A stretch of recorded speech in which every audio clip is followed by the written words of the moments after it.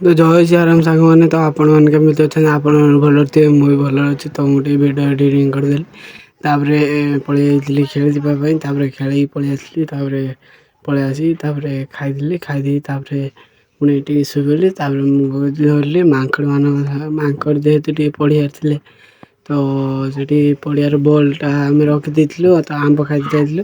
ତ ଆମ୍ବ ଖାଇତେ ପଳେଇ ତାପରେ ବଲ୍ଟି ମାଙ୍କଡ଼ମାନେ ନେଇଯାଇଛନ୍ତି। ତାପରେ ଆମେ ବଲ୍ ଟିକେ ଯିବା ଆଣିବା ପାଇଁ ଏକୁ ଗଲୁ। ତାପରେ ବଲ୍ଟି ଦେଖିପାରୁଥିବେ ମାଙ୍କଡ଼ମାନେ କେମିତି ଖେଳୁଛନ୍ତି, ବହୁତ ବଢ଼ିଆ ଲାଗୁଥିବ। ଆମକୁ ବି ବଢ଼ିଆ ଲାଗିଲା। ତ ଏମିତି ଖେଳୁଥିଲେ। ତ ତାପରେ ଆମେ ଦେଖିଲୁ ଯେ ବାଁଶ ବୁଦା ପାଖରେ ମାଙ୍କଡ଼ ବସିଛନ୍ତି ଦେଖାଯାଉଥିବ। ତ ସେଠି ବସିଥିଲେ, ଆମେ ଗଲୁ ତାଙ୍କ ସାଙ୍ଗରେ ଖେଳିଦେଲୁ ଟିକେ। ଆଉ ମାଙ୍କଡ଼ଟି ବହୁତ ସୁନ୍ଦର, ମାନେ ଗୋଟେ ହାତ ନାହିଁ ତାର। ଆଉ ସେ ଭଲ ମାନେ ଆମ ସାଙ୍ଗେ ଟିକେ ଡେଇଁଲା ଗୁଡ଼େଇଲା।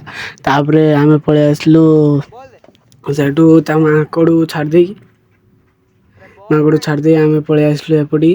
ତାପରେ ଦେଖିପାରୁଥିବେ ମାଙ୍କଡ଼ଟି କଣ ହେଉଛି। ତ ଏଠି ମାନେ ତାପରେ ଖେଳୁ ସେଇ ସମୟରେ ବଲ୍ ହଜିଗଲା। ତ ଆପଣମାନେ ତ ମୋ ବ୍ଲଗ୍ରେ ଶୁଣିଥିବେ ପ୍ରାୟ ଟାଇମ୍ରେ ବଲ୍ ହଜିଯାଏ। ତ ଗାଇସ୍ ଲାଇକ୍ କରିଦେବେ, ସେୟାର କରିଦେବେ, ସବସ୍କ୍ରାଇବ୍ କରିଦେବେ। ରହୁଛି।